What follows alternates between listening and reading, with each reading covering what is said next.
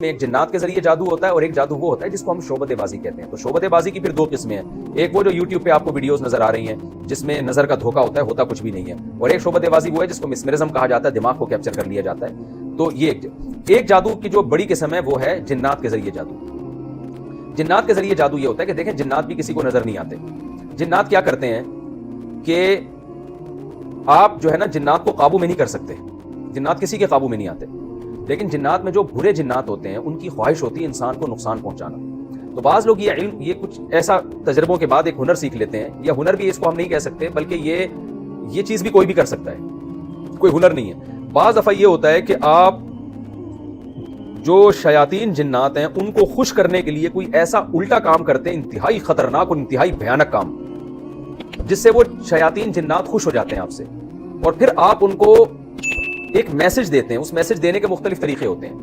وہ میسج دیتے ہیں جس کے فلاں کو نقصان پہنچانا ہے یا فلاں کا جو ہے وہ برباد کرنا ہے وغیرہ وغیرہ. تو وہ پھر کیا کرتے ہیں, جنات کو جب وہ میسج دیا جاتا ہے تو وہ جنات جا کے وہ کام کر کے آ جاتے ہیں. اس کی مثال ہے جیسے بعض لوگ کیا کرتے ہیں, جو برقی کے چوزے ہوتے ہیں ان کو زندہ دفن کر دیا مٹی کے اندر. یہ ایک بڑا وحشیانہ کام ہے. اس سے شیاطین جنات خوش ہو جاتے ہیں, کیونکہ وہ جن تو اصل میں شیطان ہے, وہ تو چاہتا ہے کہ انسان کفر کا راستہ اختیار کرے. یا معصوم بچوں کی معصوم بچوں کی ہڈیاں نکال لی جاتی ہیں جو مردے ہوتے ہیں, یا ان بچوں کا گوشت کھایا جاتا ہے, یا گندگی میں رہا جاتا ہے.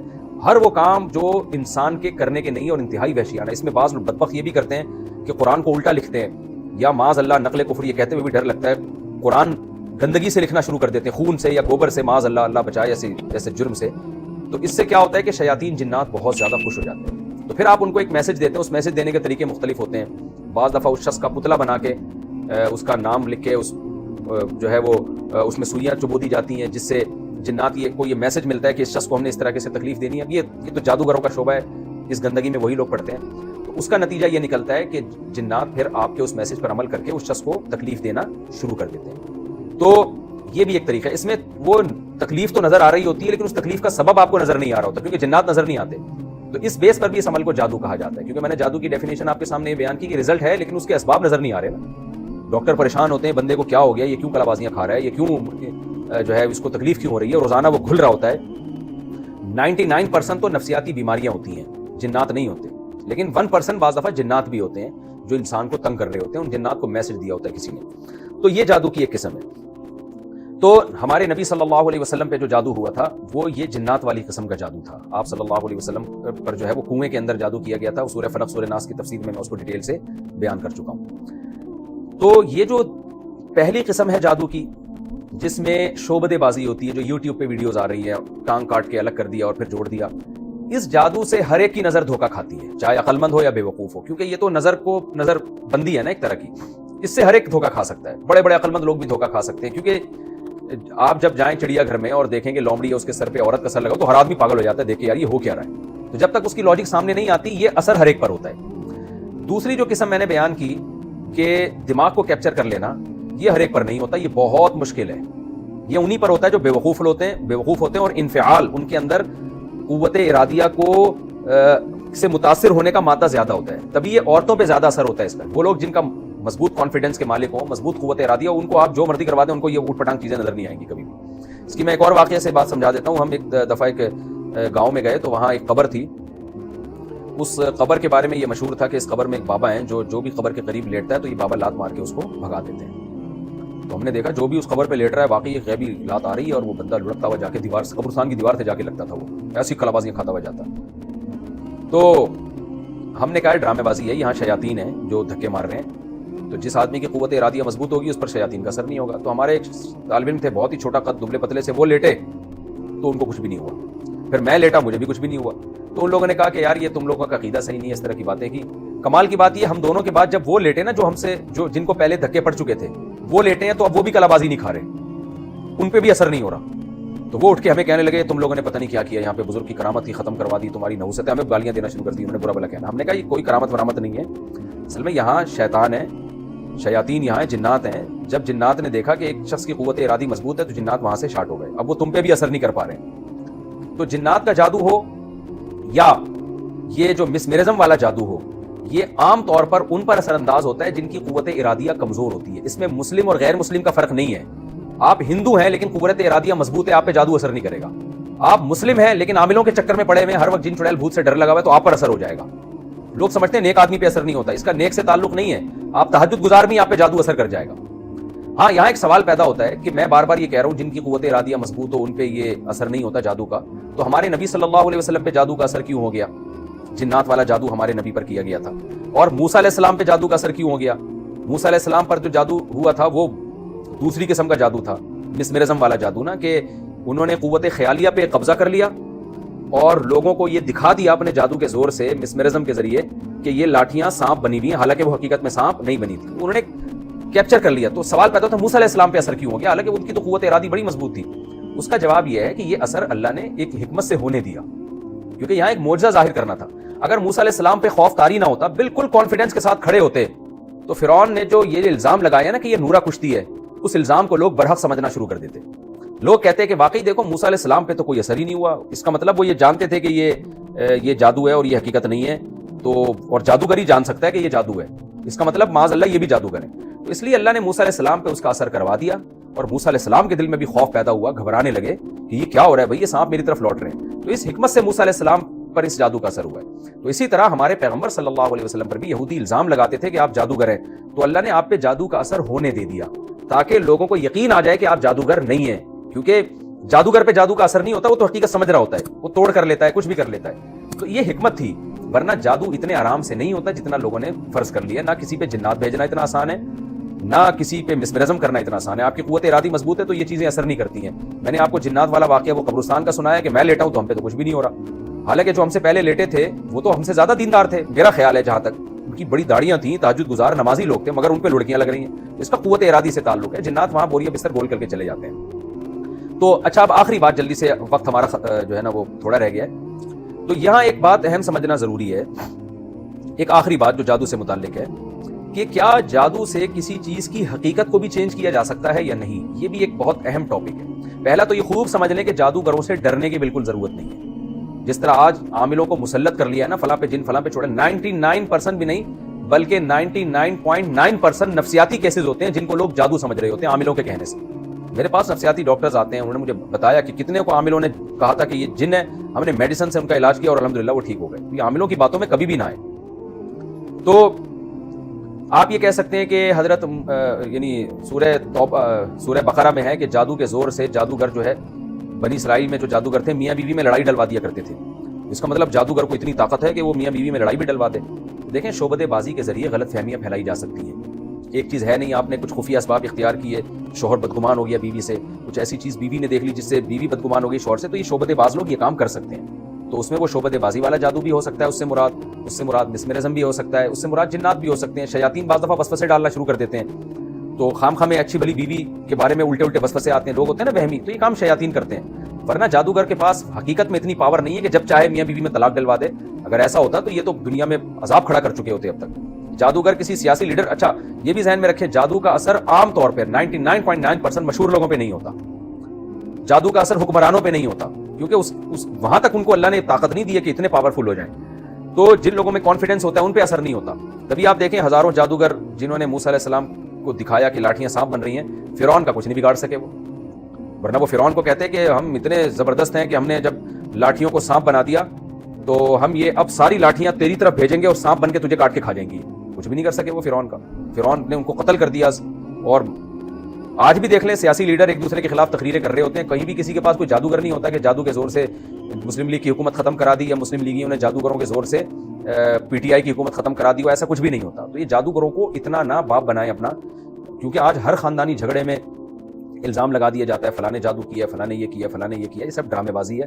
اتنے آرام سے یہ چیزیں نہیں ہوتی, اور جادو کا اثر ہر ایک پر ہوتا بھی نہیں ہے, اور جس پر ہوتا ہے تو ضروری نہیں کہ 100% اثر ہو. یہ عین ممکن ہے 1% ہو, 2% ہو.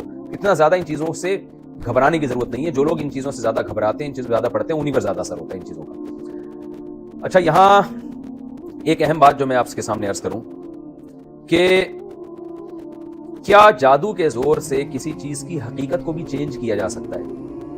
یعنی کیا یہ پاسبل ہے کہ جادو کے زور سے لاٹھی کو حقیقت میں سانپ بنا دیا جائے؟ یا یہ پاسبل ہے کہ جادو کے زور سے پتھر کو حقیقت میں کوئی چیز بنا دی جائے؟ تو یہ ایک ایسا مسئلہ ہے جس میں علماء کا اختلاف ہے. ہمارے ہی قریب کے بعض علماء اس طرف گئے ہیں کہ جادو کے زور سے کسی چیز کی حقیقت بھی چینج ہو سکتی ہے، اور اس کے ناجائز ہونے کی یا ناممکن ہونے کی، ناجائز تو نہیں کہیں گے، کہتے ہیں اس کے ناممکن ہونے کی ہمارے پاس کوئی دلیل نہیں ہے۔ اور ان میں مولانا اشرف علی تھانوی رحمۃ اللہ علیہ جو ماضی قریب کے علماء میں سے ہیں، ان کی رائے یہی ہے کہ یہ ممکن ہے کہ جادو کے زور سے کوئی جادوگر کیا کرے، ایک چیز کی حقیقت ہی کو چینج کر دے۔ اور ان کی دلیل کیا ہے؟ حضرت عبداللہ بن سلام رضی اللہ تعالیٰ عنہ جو یہودیوں کے بڑے عالم تھے، وہ یہ کہا کرتے تھے کہ اگر رسول اللہ صلی اللہ علیہ وسلم کے بتائے ہوئے مخصوص دعا میں نہ پڑھتا تو یہودی مجھے جادو کے زور سے حمار یعنی گدھا بنا دیتے۔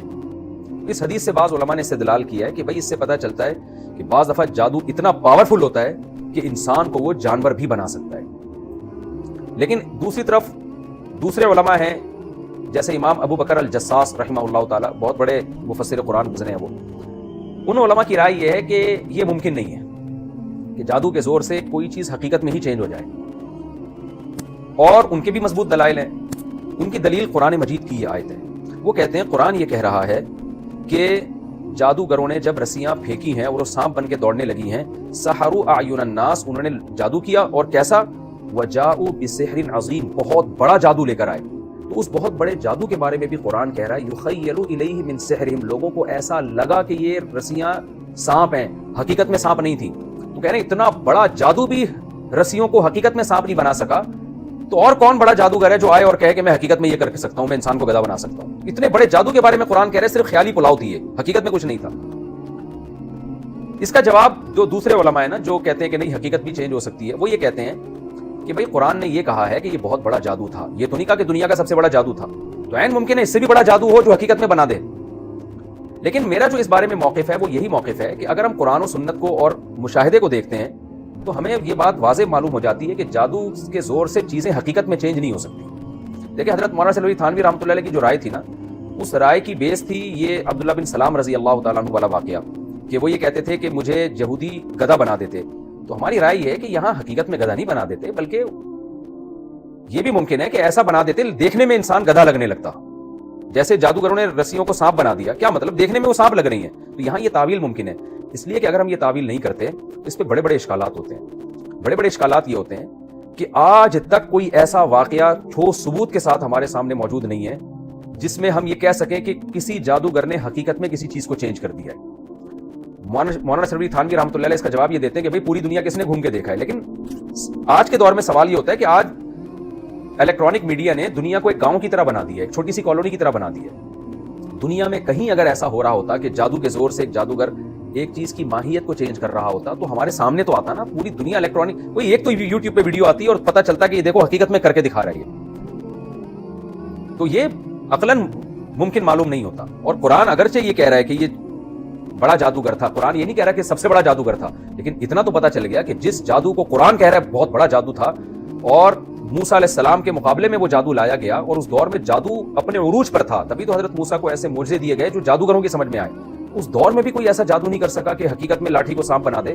آج کون یہ دعویٰ کر سکتا ہے کہ میں حقیقت میں ایک چیز کو چینج کر سکتا ہوں؟ اس لیے ہماری رائے میں امام ابو بکر جساس رحمہ اللہ تعالیٰ کی رائے زیادہ قوی ہے کہ یہ صرف نظر کا دھوکہ ہوتا ہے، حقیقت میں چیز جادوگر چینج نہیں کر سکتا۔ اور ویسے بھی ایک بات ہے کہ اگر جادوگر حقیقت میں چینج کر دیتا تو جادو اور معجزے میں فرق کرنا بڑا مشکل کام ہو جائے گا۔ پھر اگرچہ علماء نے اس کا بھی جواب دیا ہے، بعض علماء نے وہ کہتے ہیں کہ بھئی ان کے حالات زندگی سے فرق ہوتا ہے، کہ جادوگر ننگ دھڑنگ ہوتے ہیں، ان کی زندگی چور اچکے کی طرح ہوتی ہے، جھوٹ بولتے ہیں وہ، اور پیغمبروں کی زندگی سادہ ہوتی ہے۔ تو اس سے پتہ چلتا ہے کہ پیغمبر جو کام کریں گے وہ جادو نہیں ہوگا، وہ معجزہ ہوگا، اور جادوگر جو کریں گے وہ جادو ہوگا۔ لیکن یہ دلیل ذرا کمزور معلوم ہوتی ہے، کیونکہ یہاں جو موسیٰ علیہ السلام کا جب جادوگروں سے مقابلہ ہو رہا ہے تو سیرت پہ بحث نہیں ہو رہی ہے، عمل کو دیکھا جا رہا ہے۔ جادوگروں نے دیکھا کہ یہ لاٹھی حقیقت میں سانپ بن گئی، فوراً سردے میں گر گئے۔ یہ سردے میں گرنا اس کی علامت تھا، وہ مانتے تھے، جانتے تھے کہ جادو کے زور سے لاٹھی کو حقیقت میں سانپ بنانا امپاسبل، یہ ناممکن ہے، تبھی تو فوراً ایمان لے آئے وہ۔ ورنہ وہ غور کرتے کہ بھائی ہم نے تو جادو کیا ہے، ہم نے تو نظر کا دھوکہ دیا ہے، اور معاذ اللہ موسیٰ نے جو جادو کیا ہے وہ اس سے بھی بڑا جادو ہے، اس نے حقیقت میں لاٹھی کو سانپ بنا دیا۔ جادوگر اس قسم کی کوئی ڈسکشن نہیں کر رہے، بلکہ جادوگروں نے جب دیکھا کہ لاٹھی حقیقت میں سانپ بنی ہے، فوراً سردے میں گر گئے اور کہنے لگے یہ اللہ کے پیغمبر ہیں، یہ جادوگر نہیں ہو سکتے۔ یہ قرآن کا یہ پورا سیاق و سباق بتا رہا ہے کہ جادو اور معجزے میں فرق ہی یہی ہے کہ جادو میں نظر کا دھوکا ہوتا ہے اور معجزے میں ایک چیز حقیقت میں چینج ہو رہی ہوتی ہے. اگر کوئی جادوگر چاند کو اشارہ کرے اور 2 ٹکڑے ہو جائے تو قطعاً چاند 2 ٹکڑے نہیں ہوا, آپ کی نظر کو دھوکا ہو رہا ہے. لیکن پیغمبر صلی اللہ علیہ وسلم نے جب چاند کو اشارہ کیا اور 2 ٹکڑے ہو گئے تو نظر کو دھوکا نہیں ہے, یہ حقیقت میں چاند کے 2 ٹکڑے ہیں. اور آج بھی سائنس اس بات کا اعتراف کرتی ہے کہ چاند درمیان میں اس کے جو ہے وہ ایک نشان ہے جڑنے کا, تو حقیقت میں چاند کے 2 ٹکڑے ہوئے تھے. تو اسی طرح موسیٰ علیہ السلام اگر لاٹھی کو زمین پہ پھینک رہے ہیں اور سانپ بن رہی ہے تو حقیقت میں سانپ بن رہی ہے, تو نظر کا دھوکا نہیں ہے. تو ہماری رائے اس بارے میں یہی ہے کہ جادو کے زور سے ایک چیز نظر کو دھوکا تو دیا جا سکتا ہے, حقیقت میں چیزیں چینج نہیں ہوتی, اور معجزے میں چیز حقیقت میں چینج ہو جاتی ہے. اسی سے معجزے اور جادو کا فرق معلوم ہوتا ہے. تو آج کے اس رکوع میں میں نے کمپلیٹلی آپ کو جادو کی قسمیں بتائیں. جادو کی بیسیکلی 2 قسمیں, ایک قسم یہ ہوتی ہے کہ دماغ کو کیپچر کیا جاتا ہے یا شعبدے بازی ہوتی ہے, نظر کا دھوکا ہوتا ہے. دوسری قسم جنات کے ذریعے, اور ان کا یہ نظر کو دھوکا یا مسمرزم جو ہے بعض دفعہ قرآن پڑھوا کے بھی کر دیا جاتا ہے یہ, اور جنات کے ذریعے جادو ہوتا ہے, اس کا علاج ہے آیت الکرسی پڑھیں, سورہ فلق, سورہ ناس پڑھیں. اور دوسری بات یہ بھی کہ جادو کا اثر ہر ایک پر نہیں ہوتا, اور اتنے جادوگروں کے اختیارات نہیں ہیں جتنے لوگوں نے سمجھ لی ہیں. اور تیسری بات یہ کہ جادو میں چیز حقیقت میں چینج نہیں ہوتی, صرف ظاہری طور پر نظر. Mufti Tariq Masood Clips.